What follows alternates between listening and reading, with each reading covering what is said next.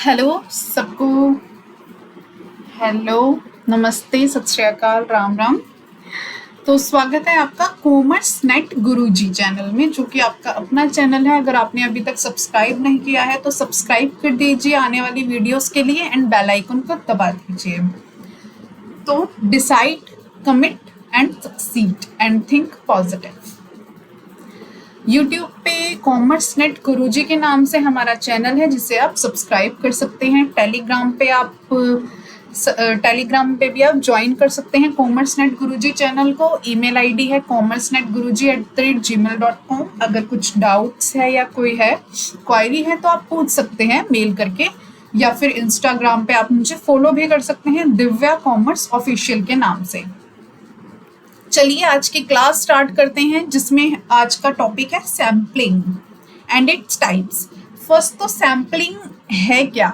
देखिए, कोई भी हम रिसर्च करते हैं वो किसी हम पॉपुलेशन को लेके करते हैं। अब देखिए, पॉपुलेशन तो बहुत सारी होती है, जैसा कि यहाँ पे आपको दिख ही रहा है कि जो पॉपुलेशन है वो कितनी सारी है। ये देखिए, ये हो गया, ये हो गया, ये सभी क्या है, पॉपुलेशन। लेकिन जो हमारा सैंपल है, अब अगर हम किसी भी कॉलेज के बच्चों पर रिसर्च करें, टीचर्स पे रिसर्च करें, हम सभी टीचर्स को अपना सैंपल तो नहीं ले सकते, लेकिन वो पॉपुलेशन का हिस्सा जरूर है। तो उसी तरीके से हम सैंपल उठाते हैं, मतलब हम उसमें से कुछ जो एक टीचर्स हैं, कुछ टीचर्स होते हैं, उनके ऊपर हम रिसर्च कर लेते हैं, या उन स्टूडेंट्स के ऊपर। सपोज अगर टीचर्स का सैंपल लेना है तो हम टीचर्स के लिए हम कुछ टीचर्स को ले लेते हैं, और अगर बच्चों के लिए करना है तो हम बच्चों को ले लेते हैं। जैसा कि आपने देखा होगा कि जब कभी हम किसी शॉप पे, आपने कभी देखा होगा, आप ये कहते हुए सुना है कि मैम ये सैंपल है किसी भी शैम्पू का या कंडीशनर का। वो सैंपल होते हैं, मतलब कि पूरा कंडीशनर यूज करने से पहले आप उसका थोड़ा सा पार्ट यूज करके देख सकें, उसको भी सैंपल कहा जाता है। इसका मतलब कि उस थोड़े से यूज करने से आपको पूरे शैम्पू का पता लग जाएगा। पूरे शैम्पू में वही है जो आपने थोड़ा सा यूज किया है, दोनों एक ही जैसे हैं। तो इसलिए पॉपुलेशन और सैंपल्स, आई होप आपको समझ में आ गया होगा कि सैंपल होता क्या है। पॉपुलेशन का एक हिस्सा जिसके ऊपर हम रिसर्च करते हैं, तो उसे हम कहते हैं सैंपल। जैसा कि यहाँ पे दूसरी स्लाइड में आपको दिख रहा है कि हमने यहाँ पर भी कुछ एक सैंपल्स को उठाया है, कुछ एक लोगों को लेके हमने रिसर्च करी है, तो वो क्या हो गया, हमारे रिसर्च का पार्ट यानी सैंपल का हिस्सा हो गया।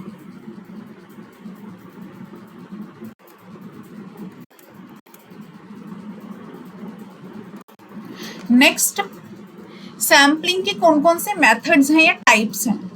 ठीक है, सैम्पलिंग के देखो, फर्स्ट तो दो टाइप्स होते हैं, probability sampling and non probability sampling. Probability sampling में हमारा आ जाता है simple random, systematic, stratified and cluster.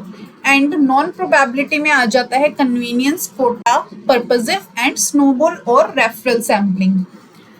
Probability sampling क्या होती है कि जिसमें हम कुछ भी बिना सोचे समझे और बिना कुछ जजमेंट किए, मतलब कोई भी हमारी जान पहचान का नहीं है। प्रोबेबिलिटी क्या होती है, सबसे पहले तो प्रोबेबिलिटी यही होती है कि सपोज अगर हमें बॉल्स निकालनी है एक थैले में से, तो हम बिना देखे ही उस बॉल को निकालेंगे। लेकिन नॉन प्रोबेबिलिटी में क्या है कि हमें पता है कि हमें यही वाली बॉल निकालनी है, तो उस चीज को हम क्या बोलते हैं, probability and non probability. Probability में फर्स्ट जो आता है हमारा simple random sampling. Simple random sampling बिल्कुल वही है कि जैसे कोई भी हमें पॉपुलेशन मिली, जिस तरीके से हमें सैंपल मिल गया, हमने रिसर्च कर ली। जैसे कि न्यूज रिपोर्टर्स को आपने देखा होगा कि अगर वो बाहर कहीं पे पॉलिटिशियन, जब भी चुनाव आने वाले होते हैं, वो पॉलिटिशियन को लेके हमसे कोई जानकारी लेते हैं, तो वो किस किस से बात करते हैं, कोई भी उन्हें मिल जाए। ठीक है, कोई भी उन्हें मिल जाए, सपोज आप खड़े हैं तो आपसे कर ली, आपके साथ वाला खड़ा है तो उससे कर ली, तो वो होती है सिंपल रैंडम सैम्पलिंग। वो कुछ सोच समझ के नहीं करते। ठीक है, हाँ, इसे हम दूसरे तरीके से भी ले सकते हैं कि हो सकता है कुछ पहले से ही तय किया गया हो, लेकिन फिलहाल हम यही मान के चल रहे हैं कि वो कुछ ऐसे सोच समझ के नहीं होता। तो वो होती है हमारी सिंपल रैंडम सैम्पलिंग, कि किसी भी सैंपल का चुनाव ना करते हुए हमने जो मिला उस पर रिसर्च कर ली है। ठीक है, जैसे यहाँ पे आप देख रहे होंगे इतने सारे सैंपल्स हैं और हमने सभी का कुछ कुछ पार्ट्स उठा के उस पर रिसर्च करी है। सेकंड आती है सिस्टमेटिक सैम्पलिंग। सिस्टमेटिक में क्या होता है कि सपोज यहाँ पे हम सिस्टमेटिक चूज करते हैं। सपोज अगर हम न्यूज रिपोर्टर का ही एग्जाम्पल लें, मेरे पास लाइन लगी पड़ी है 10 लोगों की जो मुझसे बात करना चाहते हैं और मैं अगर एक न्यूज रिपोर्टर हूं तो मैं क्या करूंगी, पहले दूसरा व्यक्ति लेती हूँ, फिर 5वां व्यक्ति लेती हूँ बात करने के लिए, फिर 8वां व्यक्ति लेती हूँ बात करने के लिए और फिर 11वां व्यक्ति लेती हूँ, जिससे क्या होता है एक सिस्टम बना रहता है। ठीक है, कि अगर मेरे पास बहुत ही ज्यादा सैंपल है तो हम क्या करेंगे, सिस्टमेटिक चूज करेंगे कि हमें कौन सा सैंपल किस किस उसमें लेना है इंटरवल में। ठीक है, लाइक अगर हमने 1 चुन लिया, फिर हम 3 चुन लेंगे, 5 चुन लेंगे, 7 चुन लेंगे, 9, 11 इस तरीके से भी चुन सकते हैं। जिस तरह से रिसर्चर को सही लगे उस तरीके से सिस्टमेटिक वे में चुनना। लेकिन ये नहीं कि पहले हमने 2 उठा लिया, फिर 4, फिर हमारा मन किया तो 8 उठा लिया, ये चीज नहीं। सिस्टमेटिक तरीके से अगर हम 2 छोड़ के तीसरा उठा रहे हैं तो 2 छोड़ के तीसरा ही उठाएंगे सैंपल। ठीक है, जैसे इसमें भी हमने 12 व्यक्ति हैं जिसमें से पहले तीसरे को उठाया है, फिर 6ठे व्यक्ति पे रिसर्च की है, फिर 9वें व्यक्ति पे रिसर्च किया और फिर 12वें व्यक्ति पर रिसर्च की है। तो इसी तरीके से हम सिस्टमेटिक चल रहे हैं, हालांकि उठा हम रैंडम ही रहे हैं लेकिन सिस्टमेटिक वे में उठा रहे हैं। अब आती है स्ट्रेटिफाइड रैंडम सैम्पलिंग। स्ट्रेटिफाइड मतलब स्ट्रेटा मतलब ग्रुप में से हम क्या करते हैं कि सभी ग्रुप में से कुछ कुछ सैंपल्स उठा लेते हैं। सपोज हमारे पास 4 ग्रुप्स बन गए पॉपुलेशन के, तो हमने चारों ग्रुप्स में से कुछ कुछ उठा लिए। ठीक है, जैसे आपने यहाँ पे देखा होगा ये हमारी पॉपुलेशन है बहुत सारी। स्ट्रेटा में 4 ग्रुप्स बन गए, सपोज एक ग्रीन कलर, एक ब्लू कलर, पिंक कलर और ग्रे कलर। और फिर हमने रैंडम सिलेक्शन कर लिए जिसमें से हमने सैंपल क्या उठाए, 4 व्यक्ति ग्रीन वाले, 4 ब्लू वाले, 4 पिंक वाले और 4 ग्रे वाले। ये हमने सैंपल उठाए, यानी हर एक ग्रुप में से हमने 4 का सैंपल उठा लिया, तो उसको हम बोलते हैं स्ट्रेटिफाइड सैम्पलिंग। फिर आती है एक क्लस्टर सैम्पलिंग। क्लस्टर में क्या होता है कि जिस तरह से हमने स्ट्रेटा में एक एक ग्रुप में से 4 पीपल उठा लिए, हम ये नहीं करते, हम सीधा ग्रुप उठा लेते हैं। ठीक है, जैसे आपने यहाँ पे देखा होगा 8 ग्रुप्स हैं यहाँ पे। ठीक है, 8 यहाँ पे आपको गोले दिख रहे हैं। अगर सपोज हमें 3 या 4 का सिलेक्शन करना है, 4 हमें गोले उठाने हैं, 4 हमें सैंपल उठाने हैं, तो हम क्या करेंगे, कोई भी इसमें से कोई भी आप 4 उठा लो, बाकी छोड़ दो। तो जो हमने उठा लिए वो क्या हो गए, क्लस्टर और स्ट्रेटा में ये डिफरेंस होता है कि स्ट्रेटा में हम ग्रुप में से ही सैंपल उठाते हैं, लेकिन क्लस्टर में हम ग्रुप को ही उठा लेते हैं, और वो भी सभी ग्रुप को नहीं, कुछ ग्रुप को। लेकिन स्ट्रेटा में हम हर ग्रुप में से थोड़ा थोड़ा उठाते हैं। जैसे ये देखिए कि ये 5 ग्रुप्स थे जिसमें से मैंने 2 ग्रुप्स को उठा लिया अपने सैंपल के लिए, 2 ग्रुप्स को अपनी रिसर्च के लिए सैंपल के तरीके से यूज करा। ठीक है, ये आती है क्लस्टर सैम्पलिंग। तो आई होप क्लस्टर भी आपको समझ में आ गया होगा। तो हमने 4 समझी हैं, random sampling, simple random sampling, simple random sampling, systematic random sampling, stratified and cluster. अब आ जाते हैं हम नॉन प्रोबेबिलिटी सैम्पलिंग पे। नॉन प्रोबेबिलिटी जो होती है, फर्स्ट तो हम कन्वीनियंस सैम्पलिंग में आ जाते हैं। कन्वीनियंस में सबसे पहले आप ये जान लीजिए कि नॉन प्रोबेबिलिटी क्या होती है। नॉन प्रोबेबिलिटी मतलब कि हम थोड़ा थोड़ा, जरूरी नहीं है कि हम हर सैंपल को रैंडमली कुछ भी चूज कर लेंगे, हम थोड़ा देख परख के उसे चूज करेंगे सैंपल को, उसे हम बोलते हैं नॉन प्रोबेबिलिटी। जिसमें कुछ तरीके होते हैं लाइक कन्वीनियंस के बेस पे, मतलब कि जो मुझे अवेलेबल सैंपल हो रहा है मैं पहले वो उठा लूंगी कि मैं दूर क्यों जाऊं। सपोज अगर मैं रिसर्च कर रही हूँ हमारी मुंबई में, तो अगर मुझे मुंबई में ही 5 सैंपल मिल रहे हैं तो मैं कर्नाटका, बेंगलोर, तमिलनाडु, केरला क्यों जाऊंगी। तो वो इस तरीके से कन्वीनियंस के हिसाब से, जहां मुझे कन्वीनियंस लगा अपने सैंपल को उठाना, मैंने वहीं पे रिसर्च कर ली, तो उसे हम बोलते हैं कन्वीनियंस सैम्पलिंग। फिर आती है कोटा सैम्पलिंग। कोटा में क्या होता है कि जैसे आपने देखा होगा, कोटा में ये होता है कि अलग अलग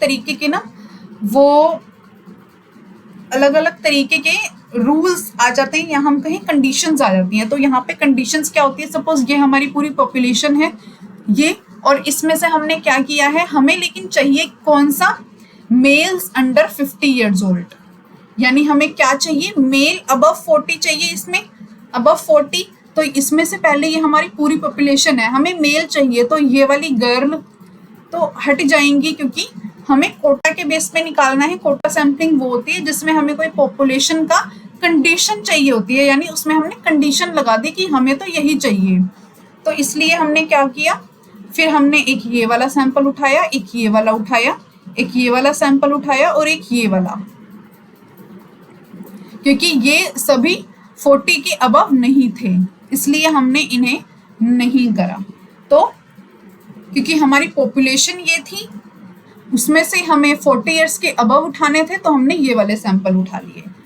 ठीक है, नेक्स्ट आती है पर्पसिव और जजमेंटल सैम्पलिंग। पर्पसिव और जजमेंटल सैम्पलिंग क्या होती है, जिसमें हम अपने पर्पस के अनुसार या फिर अपने जजमेंट के अनुसार, यानी अपने एक्सपीरियंस के अनुसार सैंपल को उठा लेते हैं या फिर जज करते हैं। अब जैसे कि स्पेसिफिक पीपल को हम जज कर सकते हैं, या फिर कुछ केसेस को, कुछ इवेंट्स को, या फिर कुछ किसी डेटा को अपने पर्पस के लिए कि हमें क्या चीज चाहिए, उस चीज को हम बोलते हैं जजमेंटल सैम्पलिंग। सपोज अगर कोई सीआईडी वाला जांच करता है, अगर उसे ये जांच करनी है कि पूरे ईयर में सिर्फ जो मामले हैं चोरी के या हत्या के मामले पूरे ईयर में कितने हुए, तो वो कौन से और वो किस एरिया में हुए, तो वो एरिया पहले बाद में, लेकिन पहले क्या निकालेगा, हत्या के कितने मामले दर्ज हुए, कितने सॉल्व हो गए, तो वो उसको क्या स्पेसिफिक चाहिए, हत्या के मामले ना, क्योंकि रिपोर्ट्स तो देखे चोरी की भी बहुत होंगी, गुमशुदा की बहुत होंगी, और भी 10 चीजों की रिपोर्ट होंगी, लेकिन उसे कौन सी चाहिए, सिर्फ हत्या की। तो वो कैसी होगी, पर्पसिव या जजमेंटल, क्योंकि उसे वही चाहिए जो उसे निकालना है। तो उस केस में क्या होता है कि हमारा जो सैंपल है वो बहुत ही जजमेंटल हो जाता है, जिस तरीके से हमें चाहिए सिर्फ वही हमें मिलता है। जैसे कि आप ये देख रहे हैं कि इतना सारा पॉपुलेशन साइज है, पॉपुलेशन इतनी सारी है, लेकिन रिसर्चर को जो चीज चाहिए वो सिर्फ यही चारों उसका जवाब दे सकते हैं, या फिर उसे यही वाला सैंपल चाहिए सिर्फ, तो उसे क्या करेंगे हम, पर्पस के लिए उसे यही सब चाहिए, यही वाला सैंपल चाहिए, तो वो ये वाला लेंगे। ठीक है, नेक्स्ट आती है स्नोबॉल सैम्पलिंग। स्नोबॉल भी कहते हैं और इसे रेफरल भी कहते हैं, और इसे हम इस तरीके से भी देख सकते हैं कि ये जो होती है चेन, जैसे हम बोल सकते हैं चेन, तो ये चेन होती है, जैसे एक कोई पर्सन आया सैंपल के थ्रू, उसको हम बोल रहे हैं कि अब 2 पर्सन और ला दो हमें, या 3 पर्सन और ला दो सैंपल के लिए।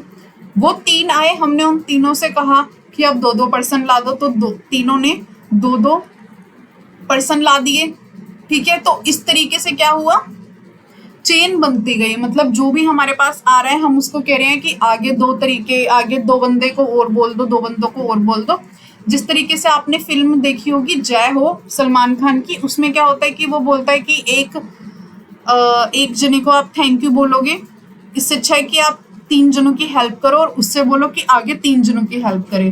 तो ये चेन वाला बन जाता है रूल की, है ना, कि जैसे चेन से आप जुड़ते रहें। तो ये होता है हमारी स्नोबॉल सैम्पलिंग। सो रिवाइज कर लेते हैं क्लास को। सबसे पहले है प्रोबेबिलिटी सैम्पलिंग, जिसमें थी 4, simple random sampling, systematic, stratified and cluster. Simple random में क्या था, रैंडमली हम उठा रहे हैं सैंपल। सिस्टमैटिक में क्या था कि हम सिस्टमैटिक वे में सैंपल ले रहे हैं। स्ट्रेटिफाइड में हम ग्रुप्स में सैंपल ले रहे हैं, और क्लस्टर में हम सीधा ग्रुप्स ले रहे हैं। नॉन प्रोबेबिलिटी सैम्पलिंग में convenience, quota, judgemental and snowball. Convenience में हम अपनी कन्वीनियंस के हिसाब से सैम्पलिंग उठा रहे हैं, जो हमें पहले मिला वो हमने पहले ले लिया, जो बाद में आया वो हमने रहने दिया। कोटा में हम कुछ का हम अपना क्राइटेरिया डिसाइड कर रहे हैं कि जैसे एज अबव 50, या फिर सिर्फ वुमेन के ऊपर, वुमेन वो भी बिलो 30, तो इस तरीके से कोटा सैम्पलिंग हो सकती है। और जजमेंटल में क्या होता है कि हम अपने पर्पस को देखते हुए हम अपने जज को, अपने अंदर की जजमेंट पावर को जज कर किसी के ऊपर हमें ये देखते हुए कि क्या वो सैंपल मेरा हो सकता है या नहीं, ये करते हुए हम जजमेंट कर रहे हैं पहले, और फिर हम सैंपल ले रहे हैं। और स्नोबॉल में चेन चल रही है हमारी, कोई एक पर्सन आया उसको हम कह रहे हैं 2 लेके आओ, जब वो 2 आ गए तो हम आगे उन 2 को कह रहे हैं कि आप 3-3 पर्सन लेके आओ। तो वो होती है हमारी snowball sampling. I hope class आपको पसंद आई होगी। अगर पसंद आई है तो लाइक कर दीजिए, वीडियो को शेयर कर दीजिए प्लीज। अगर अच्छी लगी है तो कमेंट भी कर दीजिए।